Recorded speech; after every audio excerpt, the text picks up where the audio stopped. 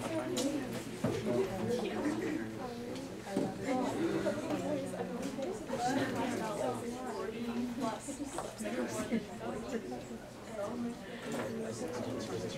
good morning, everyone. On behalf of STF State Task Force, we'd like to thank each and every one of you for joining us today, and we hope that whatever it is you do today or whatever you find interesting, you are able to share with everyone else, that be family members or friends or just anyone. Also, each year, I'd like to talk a little bit of what Student Task Force really is. I don't know if many of you were there present in our first meeting that was past Wednesday, but Student Task Force basically was founded in the year 1999 with the purpose of helping students and educating them on basic human rights. So with that said, I'd like to introduce and welcome someone really special, the person who envisioned Student Task Force since the beginning, and she's been a human rights activist for a vast majority of her life. So please welcome Ms. Chan Bruns.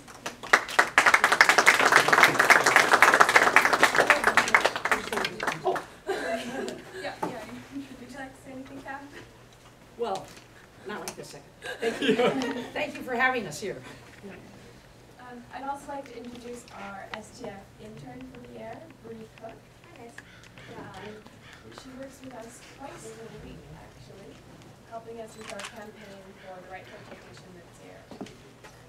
She's amazing.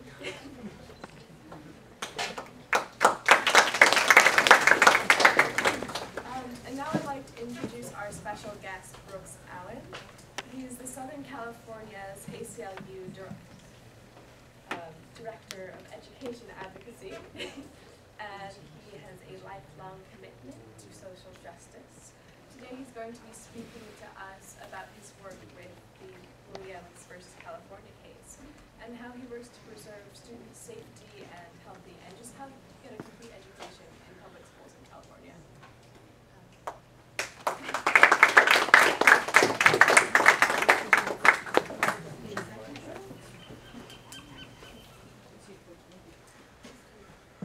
Oh, I'm okay.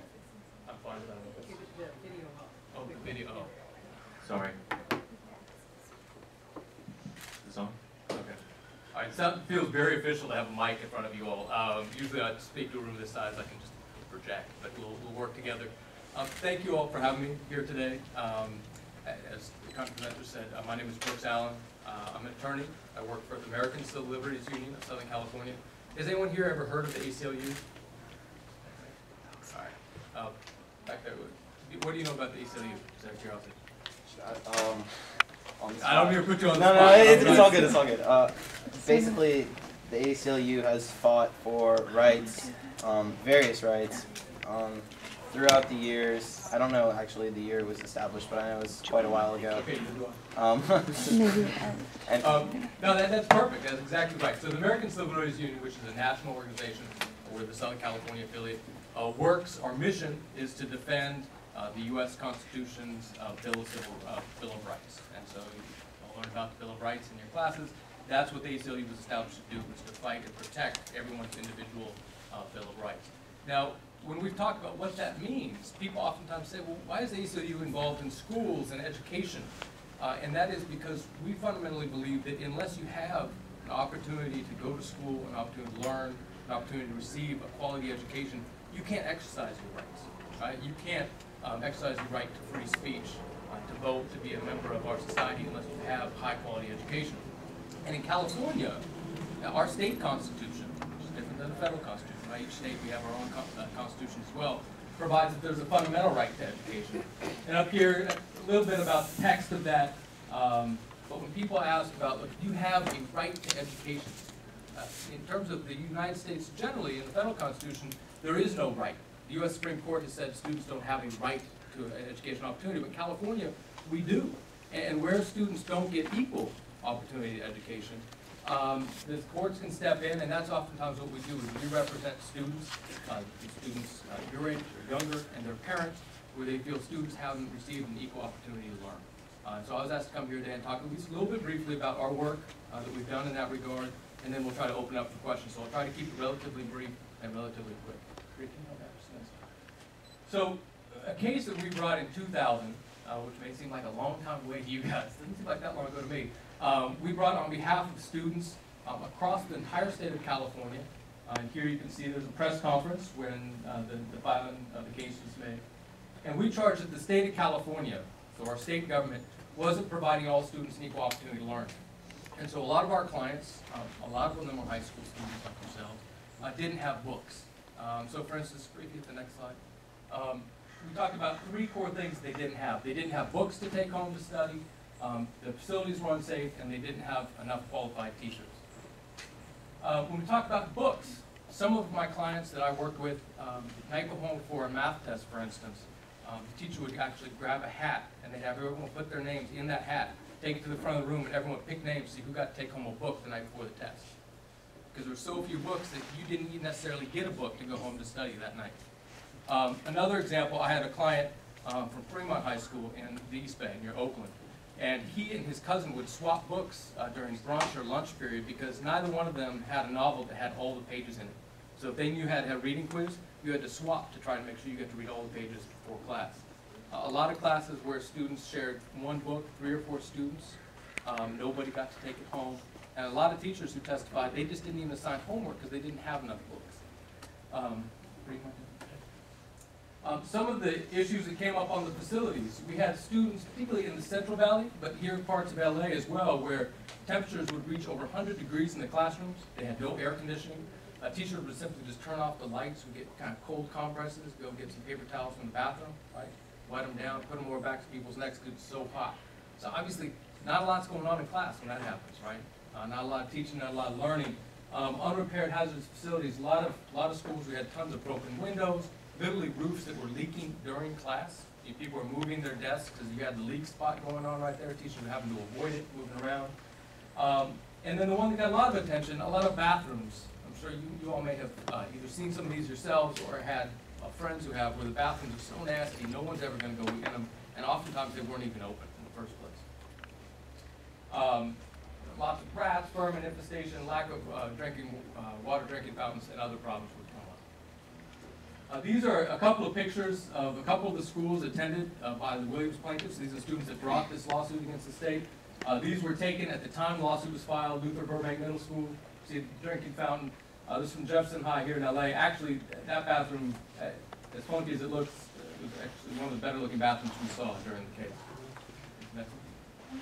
Mark Keppel High, Monterey Park. So they weren't able to do PE, couldn't have gym, couldn't have sports because, as you see, the ceiling tiles are falling in. And that wasn't getting fixed, and you couldn't go in for fear of ceiling tiles actually falling down. And where they still had lockers, Eli Williams, who's our lead plaintiff in the case, he attended Luther Burbank Middle School. Lockers weren't of much use. You wouldn't leave your stuff in places caked in that wouldn't keep anything safe. And then a number of our schools, we talked about teachers who were qualified. So all of you, if you walk into your English class, you expect that your teacher was actually trained in how to teach English, right? If you have a history class, you hope that that teacher was trained in how to teach history. But unfortunately, at a lot of the schools, for the students that we represented, they had as few as 13% of their teachers. So only about 1 of 10 of their teachers actually had all of the training credentials that you'd expect them to have. You had unfilled teacher vacancies. And this meant you had a class where you show up. I don't know if any of you had a class like this. I had a couple when I was in high school where you used to have substitute after substitute after substitute after substitute. Sometimes they just start showing movies at the front of class, right? Because you don't have a teacher for the full length of the year, and that was teacher vacancies, another problem we had. So we had a settlement in 2004, and this affected all public schools in the state of California. Charter schools have the chance to opt in. So if you're at your school, they could opt into it. They have not. But all other public schools in the state of California have to meet certain standards now under the settlement agreement reached in 2004. So, this is Eli Williams. So we always like talking when people say, we hear about a lawsuit, you hear about Williams versus California. What does Williams mean? This is Eli. He was in junior high when we filed the case. This is high school, and you guys might recognize the guy in the middle, with Governor Schwarzenegger when we settled the case. Alondra Jones off to the right. And these are a number of the student plaintiffs who brought the case and ultimately were able to reach a settlement with the governor 4 years later. So what does this mean? It means that in all public schools right now, and those charters that opt in, you have certain standards. So if you don't have a book to take home, you can tell the school, I need a book, because in Williams it says every student gets a book to have in class and take home. You don't have that right under California law. If your building's falling apart, if you have an air conditioning system that's not working, heating system isn't working, you have broken windows, some of those things we were talking about, you can file a complaint and they have to fix that within 30 days now. If you have teachers who come in, and I'm thinking back, I had in my old English class, we had the high school football coach who walked in first day of sophomore English and said, hey, I've never taught English before, you guys are just going to have to hang with me this year, we're going to see what happens. Thought maybe not a lot's going to happen right there. If I knew they weren't credentialed, you could complain about that, they would make sure you get a teacher who is properly credentialed. If you have a series of substitutes, like we talked about, a bunch of short-term subs, you can get that addressed as well, all as part of the settlement under California law. So this is a notice that's up in most public schools across the state of California. It tells people about these rules, about textbooks, facilities, and teachers that we talked about, how to file complaints. And this is our website. So for anyone who's sitting here today saying, you know, I remember a little bit of what that guy said up there, but I'm curious to read more about it, you can go to decentschools.org. So that's decentschools.org, and we have all of documents about the case. You have complaint forms, notices about what students can expect in their schools posted there. And then I'd like to talk a little bit to kind of try to move what applies for you all today in terms of what's happening in the state of California that applies to every single public school, including all charters, and that's the funding crisis that California schools find themselves in. Has anyone here read or seen anything about state budget cuts and other things about schools? A couple people. All right, okay. See, no one wants to raise their hand because I called them the last time. So when we talk about what's happening in the state, the numbers are almost too big to comprehend. Right? We're talking about billions and billions of dollars. Right now, if Proposition 30, which you'll start seeing a lot of ads on TV now, Proposition 30 is the governor's proposition to get more funding for schools and for state services. That doesn't pass. Schools are going to be cut across the state by another nearly $5 billion. And what that means is essentially all the money that schools get for each one of us that come to school will be cut by about 6%. Now, that's a little hard to comprehend because we're talking billions and billions. How does that boil down? What does that mean for our schools? Well, it means that school could be cut by up to a month. That means they could cut up to a month off the school year in schools across the state of California if those cuts happen. You just think about what that means in terms of what doesn't get taught, what doesn't get learned, and ultimately, you know, what happens to your parents, you'd report back, hey, we're going to have 4 weeks less of school this year, all because of the state budget cuts that could happen. If you look about what happens in terms of California, we rank near the bottom in the United States in terms of how much money our state provides for public education. We're about 46, sometimes dropped as low as 48. And this has actually been dropping because California's budget cuts over the last few years have been dropping us further and further and further down that line. So really, when you compare how much California invests in all of us and our schools, we're really near the bottom. And so something needs to be fundamentally changed about that. So if you look at what's happened recently with budget cuts, we talked a little bit, some of you may have seen some of the school districts, LA Unified, for instance, got the school year, right, by about 5 days. Over a third of the districts in the state, and nearly half of all high schools, have seen their school year cut. Programs have been eliminated. Some of you all may have been affected by this, or seen friends who've been affected, where there's no more summer school offerings, and people need to catch up on credits and things like that. Now they can't, because they're summer school. People losing counselors, art, music, libraries. Libraries such as this one that we're in right now, where they're just not open, because they can't be staffed, they have to be shut down because there isn't funding to support them. And 32%, so nearly 1 in 3 of every high school is reporting they're reducing tutoring and other after-school support services. For those of us who might need a little bit of help after school, have friends that need a little bit of help after school, all that's being cut in the midst of the same time they're talking about cutting the school year, right? So some pretty serious things going on. In addition, we talk about our teachers, so the people who are the most important for making sure that we learn what we need to learn day in and day out. And we've lost nearly 34,000 been laid off across the state in just the last few years. I mean, if you look a few years ago, you saw 10 teachers, you could take one of them off and they wouldn't be here today because of the state budget cuts and how serious that's been. And that means class sizes are up. All of us have larger and larger class sizes because we should be teachers, right? So what's happened? Some of the things that have happened that affect the state laws, the school and the Constitution, is some schools have started charging fees. And our California Constitution says if you go to public school in California, you can't be charged for that. So someone can't say, look, Brooks, we're going to give you your history book, but you need to give us $50 for that. Or, you know, you can't come to class free unless you pay $60 to register for classes this year. You can't do that, and yet increasingly, because there's a lack of knowledge that these things are prohibited, people started charging more and more students just to even show up, register for classes or for basic textbooks. And so we've been addressing that issue. We talked a little bit about this just creates fundamental inequalities. We have some clients where, think about one young lady, her husband or her dad was laid off. They didn't have a lot of money. She couldn't afford her textbook for history class. She went 6 weeks without having a history textbook. Wasn't able to do the homework assignment simply because the school refused to give her a book unless she paid for it up front. That's illegal. It's unconstitutional, and we're helping address those types of problems. So what can you do? A little bit of what STF, you had representatives up here doing today, some of what they're doing and starting to do across the state is they're trying to educate.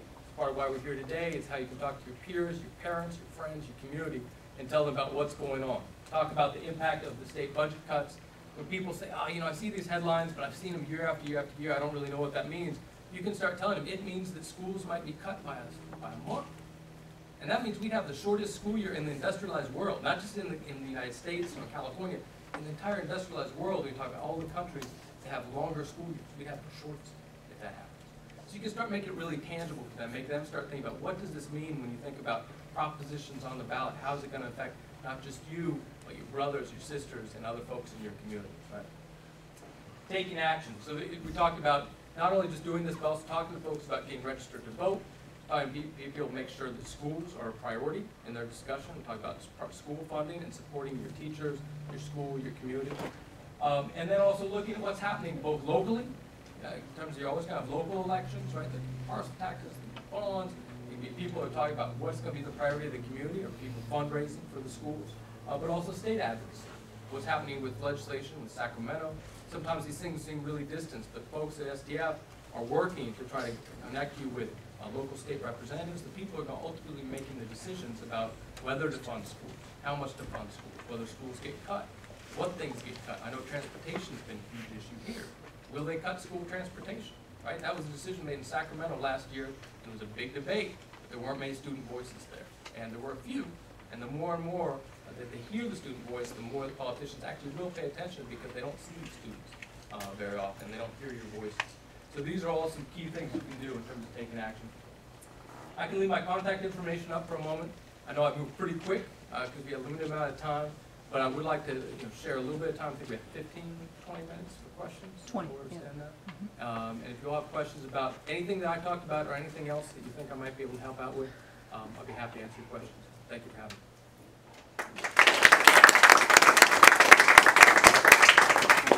Now we'd like to open the floor up for Q&A. If any of you guys have any questions, can you raise your hand, please?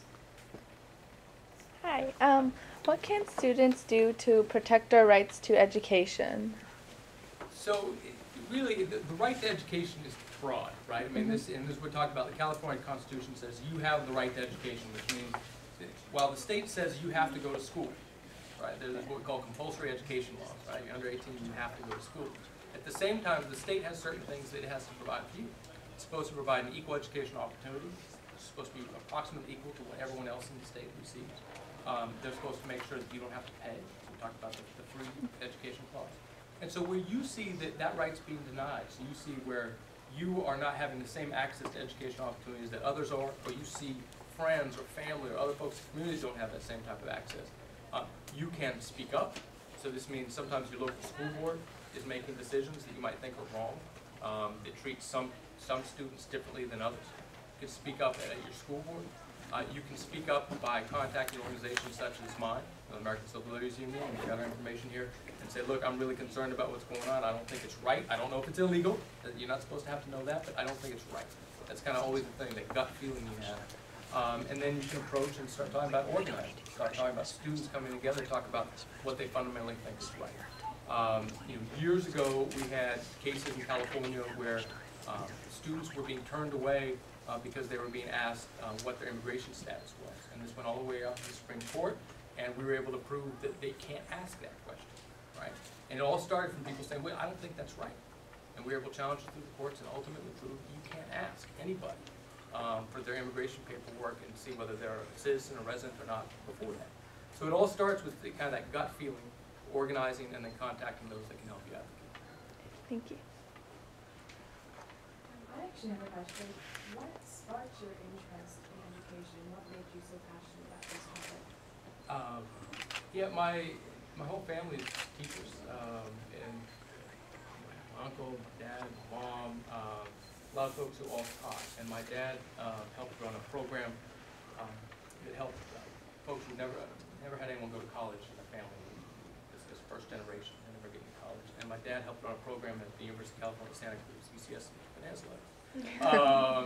And he did that when I was growing up, and so I actually grew up on a college campus, actually in a college on that campus that was just for first generation students. And so I grew up with kind of my older brothers and sisters on the college campus, so I grew up around all being folks who really got to college for the first time. And so I grew up really appreciating that education can really change lives, and it can change opportunity, and it can change opportunity from generation to generation. And I really fundamentally believe that the only way that we make our entire society more just and provide for real equal opportunities to make sure that there's real education opportunity. So I was going to be a teacher. I really wanted to be a teacher. I went to college to be a teacher. Helped run a program, a Brown program, which does similar work at college, and then was convinced that for a lot of my friends who went into teaching were frustrated by some things they were running into, some limits they're running into, people not providing enough money for schools, policies not changing, that to go into law is one way to affect that. So I'm not doing that. How did we let our public schools become so underfunded? Brooks, could you repeat their questions so that we can Sure. hear it back Yeah, here? okay. Yeah. How did we let our public schools get so underfunded? You all didn't, right? It's all of us that have come before you that did, and it's a really important question. A lot of people will trace it back to Proposition 13, mid-1970s, which essentially started a movement of divesting, so essentially people not wanting to pay the taxes to support everything in the public sphere. It's how our public parks have taken a hit, our public libraries, and certainly our schools.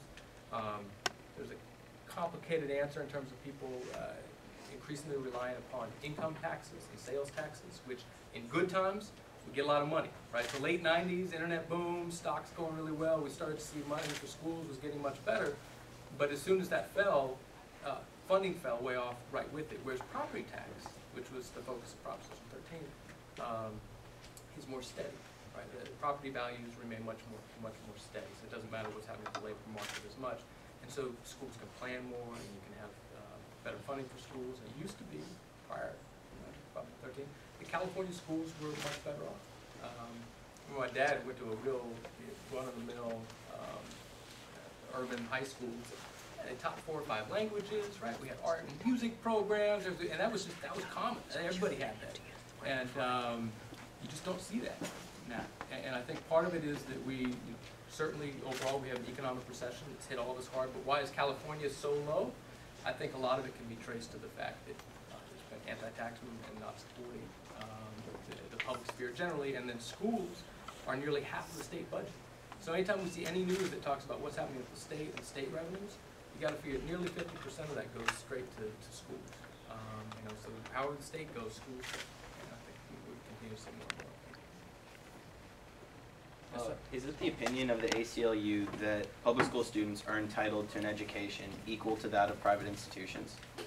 Is that the opinion of the ACLU? Yeah. No. Sorry. Or if so, what is? Sorry, I forgot to repeat your question, so I apologize. Is it the opinion of the ACLU that public school students are entitled to the same opportunities as students at private institutions? Correct. No, the ACLU has no such official position, and I think that I can just say that the other piece of that, in terms of, for the ACLU, we always view things through a constitutional lens, like talking about the premise of the organization's constitutional rights. Constitutional rights are based on what really the government is providing.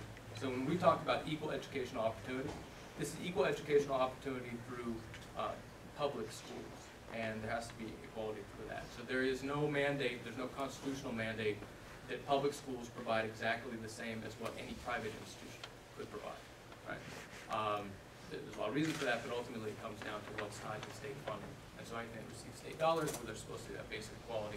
That would be the measure.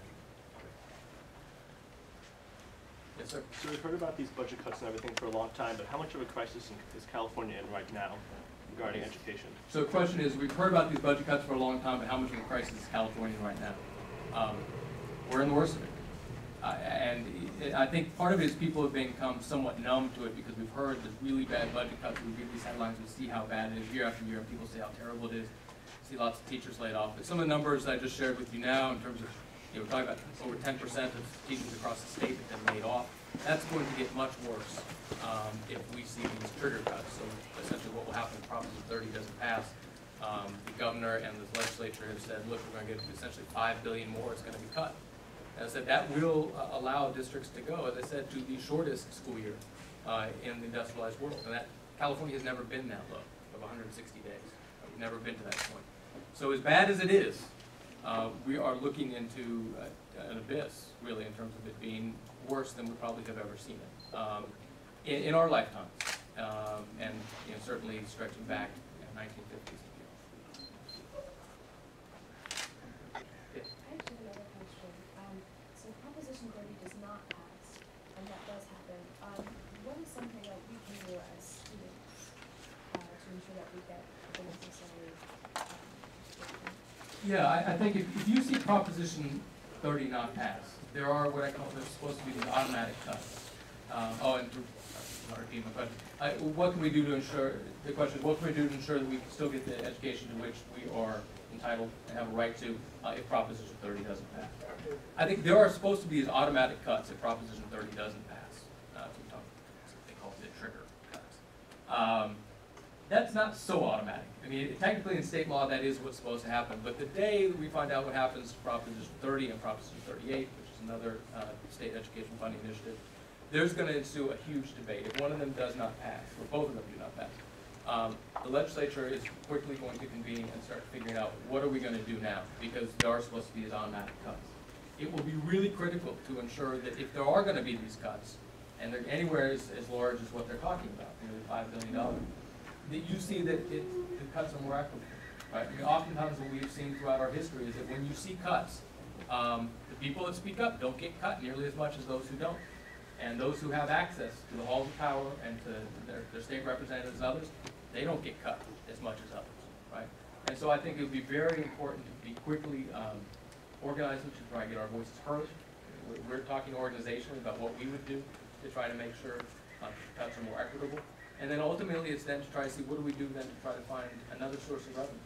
And sometimes that'll mean trying to seek out local sources of revenue. Maybe there's an effort to do a local parcel tax. Maybe it's a bond to help local schools, right? Maybe it's more and more local fundraisers to point out to the local community, look what's going to happen to our schools if we can't raise these funds going to foundations, going outside the community to folks that can support the schools. Say, well, this is what's going to happen to us. And I think what would be important when you're doing all of that messaging and all that organizing is to make it really concrete. So not just talk about, hey, we might lose X number of dollars, but to say, this is what it would look like for us. We will get out of school in April, not the end of May. Well, that may sound good. Ultimately, think about what you lose in that month. When there was a famous case that went up to the California Supreme Court in the 1990s, and what persuaded the judges there was not the discussion of how much the schools in Richmond, California, which is in the East Bay, were going to be cut, but it was the discussion of the fact that where in other parts of the state, students were going to learn U.S. history up through the 1980s. At these schools, they were going to have to stop in the 1940s because they were losing 6 weeks of school. And where someone else had a trigonometry class and they were going to learn sine, cosine, tangent, and they were only going to get through sine and cosine, and just make it really tangible. We're not going to have art anymore. We're not going to have any transportation. It's just to make it very tangible for them and to advocate both for more equitable distribution of income, and then I think for local revenues to try to offset that would be my suggestion. How are we doing on time? We're good, plenty. Yeah. Okay. We're good. May or not be a good thing. Any other questions? Yes, ma'am. So is it the role of the school to to inform the students and parents of their constitutional right and of the Williams complaint form? Or how are students supposed to know about this? So the question is it the school's responsibility, is it their duty to inform students and parents of their rights or constitutional rights? So with respect to the Williams piece that we talked about, in all public schools, and that would include the charters that have opted in, yes, they have a very clear duty. They're actually supposed to post these notices in classrooms. They're supposed to send the notices home every year and say, here are your rights. At all public schools, charters included, you are supposed to get, usually it's at the beginning of the year, a packet. It usually comes in that kind of first of the year packet where you're filling out your emergency contact information and everything else. You're supposed to get a sheet that also says, here are also some rights you have, and if you have concerns, how you can file a complaint. And that's called the uniform complaint process. And that exists in all public schools. And that should go home. Now again, sometimes it's got a packet this thick, have made it to that, but that is supposed to be in there. Everyone's supposed to get it. Now for the broader constitutional rights, those you won't necessarily, they won't get a piece of paper that notifies you of that. But hopefully, if your civics class, your American government class, those things, if they're talking about these things, and they're talking about your constitutional rights, hopefully they'll discuss the grounding and the rights you have here in California under the California Constitution. But the school doesn't have the same type of affirmative duty that they have with respect to Williams or some of the other things like that. Yes? So, if I'm understanding this correctly, the ACLU takes a strict constructionist view towards the reading of the Constitution, right? So the question is, yeah, it feels like a pre-question. Yeah, it's a pre-question. Does the ACLU take a strict constructionist view of the Constitution? Yeah. That is a loaded question, as you might realize, in terms of what you mean by strict constructionist. But if you say the ACLU's position and mission is to defend the Bill of Rights, that would be accurate, and the Bill of Rights as written. Many strict constructionists actually can disagree about what the strict construction means. So that's why it's of limited value as a statement. But okay, yes, so then therefore, yeah. Does the ACLU believe that the federal government should take action, or is it the role of the states to ensure our right to education? That's a great question. So the question is, tell me if I missed it. Does the ACLU's position that the federal government is supposed to take action to ensure the right to education, or that it's the state government's responsibility? Yeah. So it's the state government's responsibility.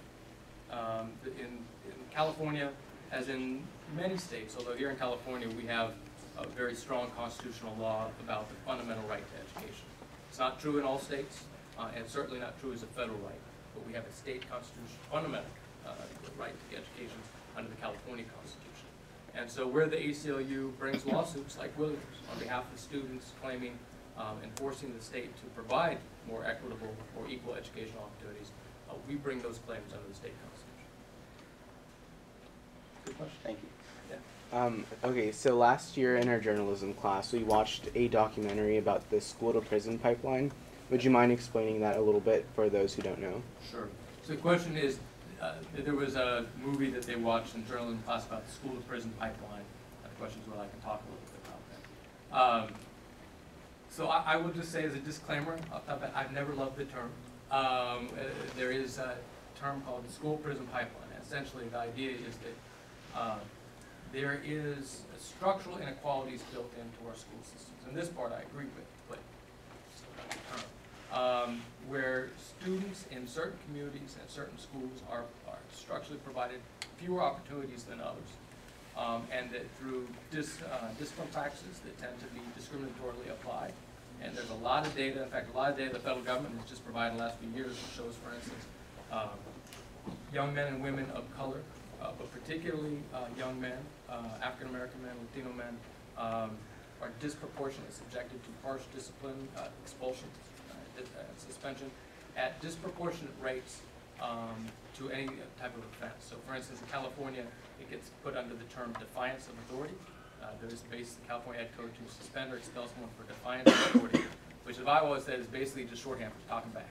Now everything else you see for suspension and expulsion, it's for violent acts and other things that most people would say, yeah, if you bring a gun to school, you should be expelled.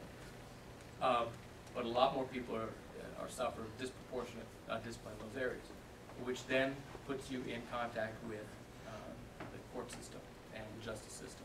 And so the idea is, and if you track funding levels, in California we spend a ton of money on our prisons and our correctional system. And as we talked about, very lower amounts compared to the rest of the country on education. So the idea is that the structural inequalities are built into a system that creates a system in certain communities, certain schools. You almost have a better chance of ending up being part of the correction system, so prison, than you do receiving the educational opportunity to which you're entitled to receive those types of life opportunities. So the school-to-prison pipeline is campaign, the ACLU, the Advancement Project, which may have produced the film you saw, the NAACP, Model Deaf, other civil rights organizations across the country, across California, work to ensure that schools are appropriately funded and that student discipline is done in such a way that some students aren't discriminated against as well. Any other questions? Okay. Well, I have a question that's actually for the students, and then if you could have a response or fill it in. I would be curious to know if any of you have experienced something that you feel was not meeting the standards of the state of California and what they require. And if you had a complaint form, would you have anything to fill out on the complaint form in terms of facilities, textbooks, qualified teachers? Is that something that would be pertinent to any of you? Or maybe you know of something from a friend who has a school experience where they have really deficiencies in their education. So I just ask you, if any of you, if you had a way, if Brooks gave you a complaint form right now, would you have anything to fill out? Tell Brooks. I don't know. For me, it would go all the way back to elementary school, when in second grade my teacher just vanished out of nowhere, and so we had that kind of rapid succession of short-term subs throughout the remainder of the year. And unfortunately, the sub was good in math, so I developed a stronger foundation in math, but not as much in English. And so as a product of that, I've always kind of been lacking in terms of English and grammar and spelling and so on and so forth. But it all dates kind of back to second grade, where you kind of receive your core like structure of, oh, this is English, this is a verb, this is a noun, this is how it goes together in a sentence, and I just didn't receive that because of that experience. And so it's just... Yeah, you know, that's what we talked about with the teacher vacancies, right? I mean, some of the students I worked with during Williams in the high school, their report card, you wouldn't actually have a teacher's name. Yeah. Next to your classes, you usually have, you know, like Mr. Allen, you know, freshman makers, whatever in their grade.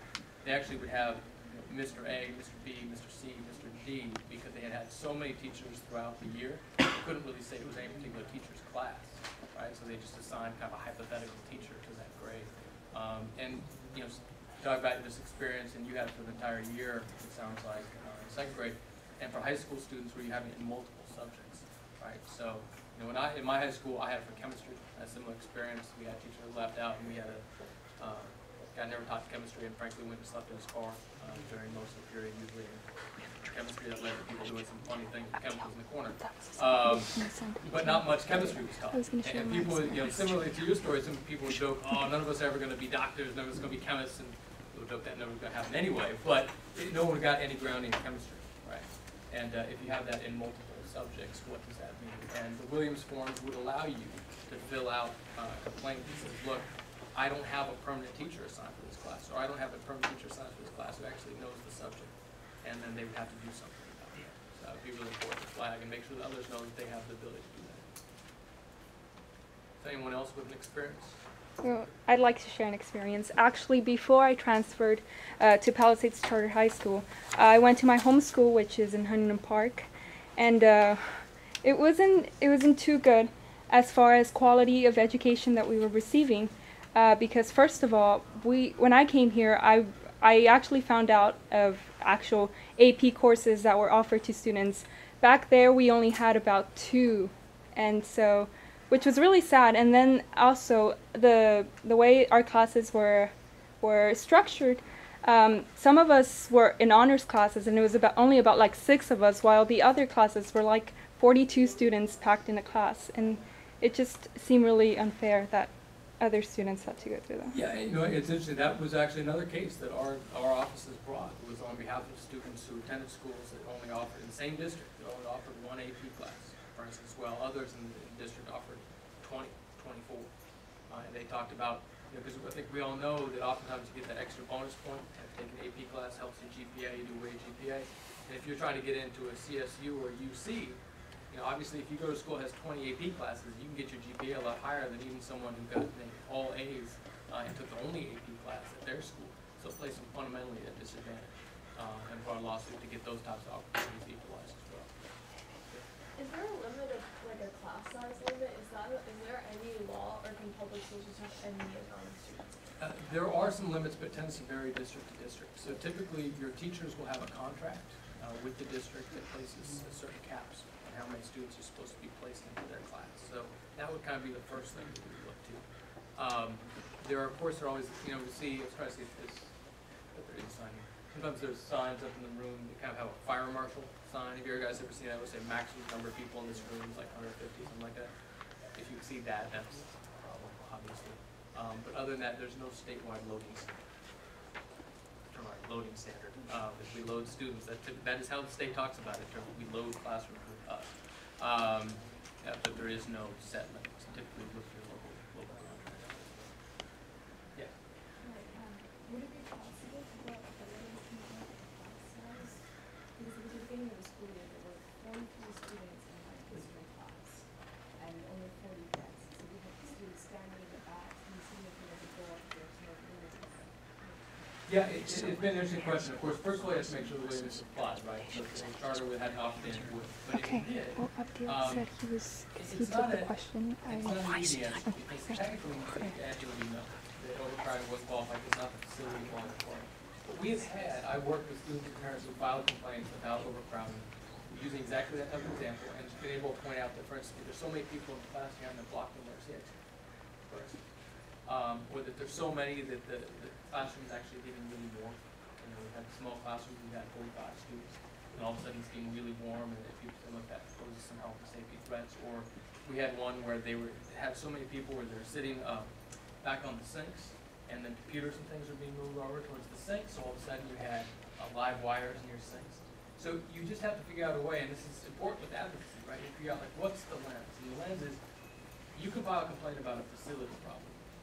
So how do you turn having too many students in a class into a facility problem as opposed to health and safety threats? You start thinking, okay, what's the health and safety threat beyond the fact that this sucks? We should not have this many people in this class. Like, okay, exits are blocked. People are having to, sit on top of things that's not safe, creates earthquake hazards, whatever it might be. It might be now sitting up and blocking air vents, which is now going to cut down on ventilation. You just have to figure out a way to frame it just right, but potentially you could. Any other questions? Also, if there's anyone who has curiosity about, talk about law school, law, how many people in here are juniors? Seniors? Sophomores? Freshmen? Hey, freshmen did nice, okay. So I will always do my pitch. I used to work in college admissions, so I have to say this before I go. I hope everyone knows about your PSAT, your SAT, right? Who's heard of the PSAT? SAT? Okay, all right. Everyone plan to take them on time. I'll tell you, I worked with so many students who ultimately caught themselves, were wonderful students, had great grades, and ultimately had forgotten to take the test until it was too late for college application deadline. So I will just make my pitch. Obviously, the fact you all are here today means you're on top of it, but do that, do it early. Look during your junior year, those are your seniors. Luckily, at the end of the year, you still got time, but hopefully examine all your options. I will say that in California, these budget cuts for the K-12 system are also impacting our higher ed institutions. So there's fewer spots at our CSUs, there's fewer spots at our UCs. And so it's going to be even more critical in this year and probably the next upcoming year to really be on it, to get your applications together, get them in early, because it's just going to be more competitive. So I'm sure all of you would be successful in that, but I would just make that pitch to make sure you do that.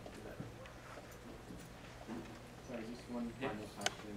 I know I have a lot of friends who take the public transportation and school buses here. Yes. How does that limit our accessibility to get an education? Really quick, the question was, a lot of friends who take public transportation to get here, how does that limit, in terms of the ability or inability to get here through public transportation, the right to equal education? And it's a really important question.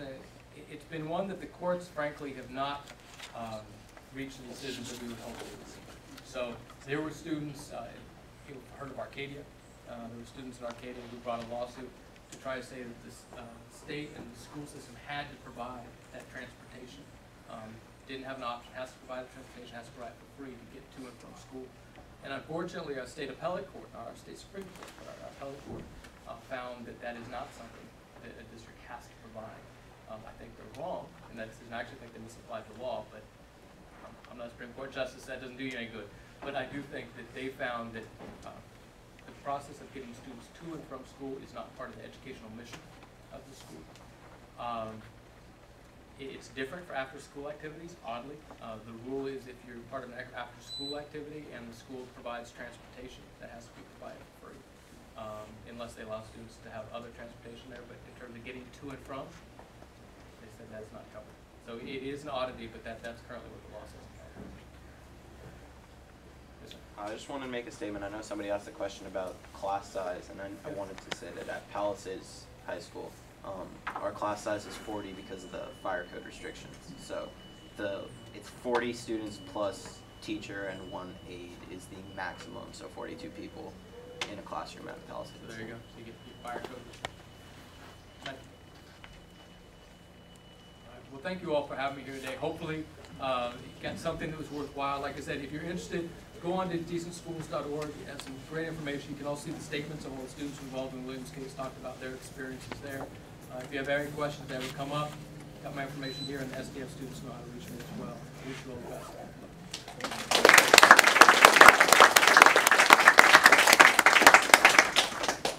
Now I'd like to welcome all the members of the SDF leadership team up to the front. Just to do a quick introduction so you know who we are. And I'd also like to announce that every Wednesday at lunch in E103 we have a club meeting. And we will be having a meeting today just to debrief, and if you guys have any questions about this event or about what we do, please feel free to come and chat with us. Start down this end. Hi, I'm Rainier. I'm the Secretary of Communications, and basically I just get everyone's name down, I send out the emails, and just describe it. Hi, I'm Philomena. I'm the External Affairs Liaison, just part of leadership. I'm Isa, I'm just the secretary, I write notes, Keep everyone informed. I'm Mackenzie, I'm one of your co-presidents. I'm Abjel. So guys, I'm a junior and I'm the internal affairs liaison. I'm Bailey Higgins, I'm a senior, and I'm the Secretary of PSC. My name's Jack. I'm a senior. I'm super happy that we're all here. My name's Jordan, I'm a senior and I'm the researcher. I'm here, I'm this previously, and I'm pro-president, Lauren Mackenzie. So thank you all for coming, and we hope whatever you learn, once again, you share it with everyone, and you go to the website, and thank you, Roxanne, for being here with us.